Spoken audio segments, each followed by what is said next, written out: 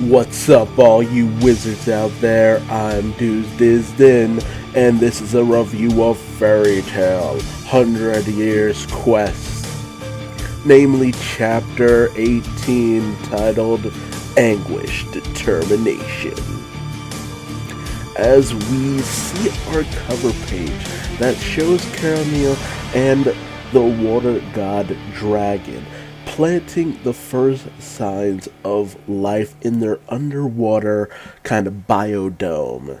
It shows just how much of a close relationship the water god dragon and Caramel, not just her, but the rest of the populace of the town actually had. How much joy he actually took in trying his best in order to help the people.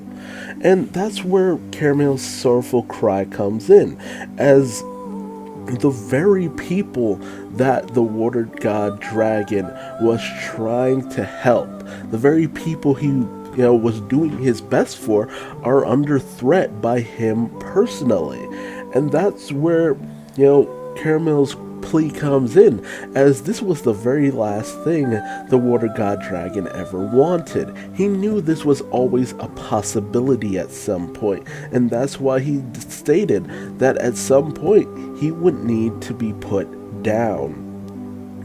And so, going with his last wish, Caramel begs the members of Team Natsu to end the water god dragon.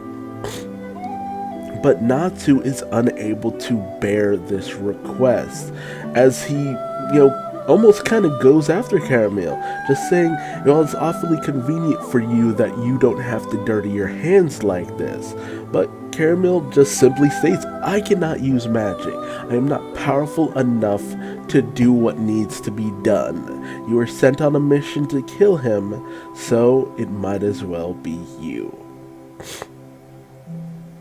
And so even Urza and the rest of the team just ultimately say, look, if we argue about this, if we allow him to continue to rampage, he will kill everyone here. Good or not, he is a threat to the innocents.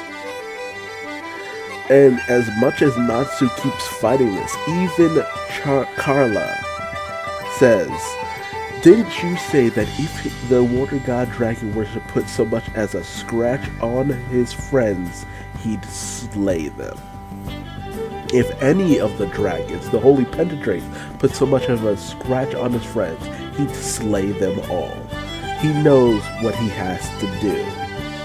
And he even remembers that the water god dragon even requested, look, kill me. Kill me at some point. You're going to have to kill me. This is for the best. So ultimately Natsu finds his resolve, and they go in to what is essentially a boss battle. Cause man, I've heard so many people comment about this. Wendy basically gives enhancing magic to the rest of the guild, allowing them the abilities to even do damage to a dragon.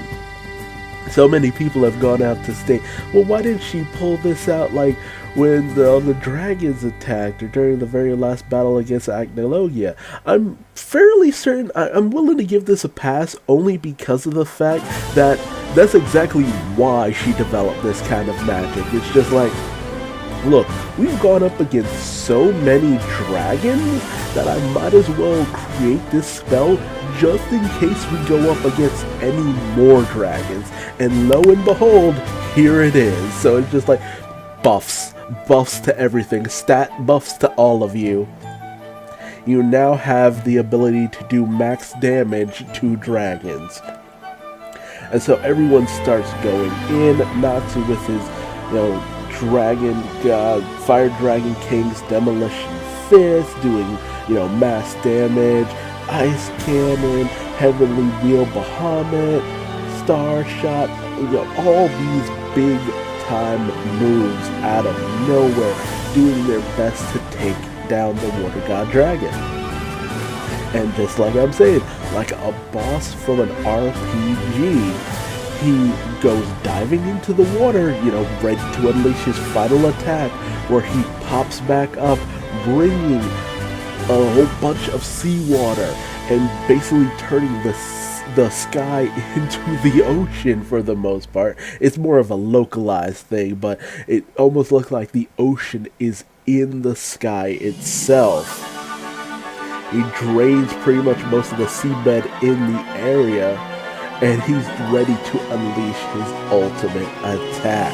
So that's going to be fairly interesting, and it's showing just how tough he is, because he's taking all these hits from the member of the Fairy Tail Guild, even with all their buffs, and he ain't flinching an inch. He's ready to rain down death upon them, which, is as it should be. That's the one thing Fairy Tail has really done a great job of, and that's just showing how goddamn threatening dragons are in this world. There's no one-shot kill of a dragon here. It's just like, no, you're lucky if you make it out alive against the dragon. So, kudos to, Mashima for doing that, because it always, plays up just how powerful these things can be. And then of all things, we cut back to Magnolia, where it's just like the sea Toka just casually sipping tea. It's obviously the White Witch persona, and then she just states, Fairy Tail has now been dyed white, and you pull out to see all the members of the Fairy Tail Guild, including Jalal, just out cold, just passed out. And it's just like, well, what the fuck happened? But then again, you remember that Toka was able to use her power, which immediately kind of immobilized Jalal immediately right there on the spot, which shows that, with that ability, she's easily able to suck the magic out of them. And it creates an interesting situation where it creates the potential for all of the Fairy Tail Guild to be controlled by Toka the White Witch, which is insane, but it's just like, what's her plans from here on out? What kind of menace is actually going to come from this? It's this interesting connection between Toka and the Water God Dragon, but now she has the Fairy Tail Guild under her command, which just really raises a lot of questions on, how much more damage is she going to do before Natsu and the rest of them catch on to what's going on back home.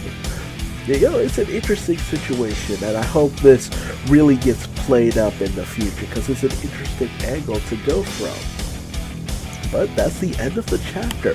Only so much to talk about. It's very much action-oriented and a lot of drama with Carmelian. So, that's, an interesting angle. Good stuff. But tell me your thoughts in the comment section below. Did you enjoy this chapter? Did you feel the dilemma of Natsu was justified, all things considered, because he felt that the Water God Dragon wasn't actually a bad guy, so it pains him to do this to a dragon, because he was raised by a dragon. Of course he has a bit of a dilemma, especially considering that, the dragon was not really a bad guy. He seemed to have really changed things around for the most part, and have been atoning for a lot of things he had done in the past. But this is a situation that he can't avoid, because the dragon is doing too much damage right now. What are your thoughts on that situation, and what are your thoughts on the White Witch decimating the Fairy Tail Guild? Because when is the Fairy Tail Guild not being decimated by something or someone? But if you liked this video, leave me a like, and if you didn't, feel free to give me a dislike and tell me what I'm doing wrong in the comment section below, so that I might better myself for future videos. And how about subscribing, because I'll definitely continue to bring you more chapter reviews of Fairy Tail, the 100 Years Quest. And until then, thanks so much for joining me, and I will see you in the next video. Later. Gain some XP while you're at it.